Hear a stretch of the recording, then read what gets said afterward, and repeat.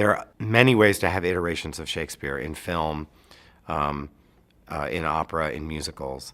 I think opera is one of the best, and especially for certain of the plays, like Othello, like Romeo and Juliet. They just are so heightened, and you can really, really go for the scale of his expression, of Shakespeare's expression in the music. It's traditionally an early Renaissance setting in Verona, Italy. Very tall, imposing Italian structure with a composite of walls and windows, high walls and windows, so you get a sense of crowds. It's a mixture of being like in an Italian piazza, so that you can feel the social nature of the story and the quality of a balcony. It's one of those shows where you have different versions of what that's going to be. They do need to come down and sing next to each other, but a balcony is fairly required.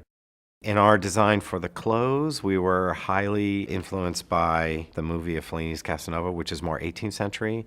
I wanted the party in the beginning to feel more decadent and a little bit more layered in that way, so that the clothing is pretty extreme in terms of decadence and richness and wealth. Diana Damrau is probably the single most talented person I've ever worked with. She is physically so gifted, she sings better than anyone else, her acting is extraordinary, her intelligence is at the highest level. It was very exciting, the idea of being able to do Juliette with her.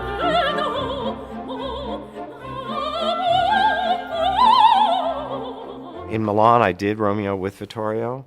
He has an exuberance as a tenor. He has genuine charm. His voice is extraordinary, but he's a little bit on the dangerous side. He could do anything at any point.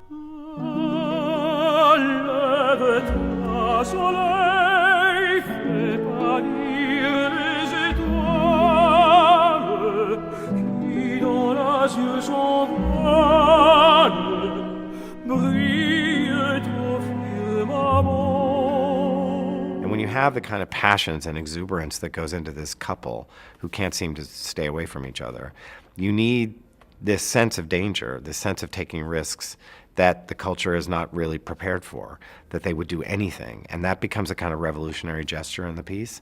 And those are two singers that are capable of revolutionary gestures. What makes a great opera is the weird combination of a heightened emotional expression, a great singer, and a composer who can like push it off the charts somehow, where all of that comes together and you forget you're sitting in a theater, but you're hearing this exposed, overwhelming emotional thought at the biggest possible scale you can with the highest level of skill. And then you're like, holy Moses, now I understand why I'm sitting here.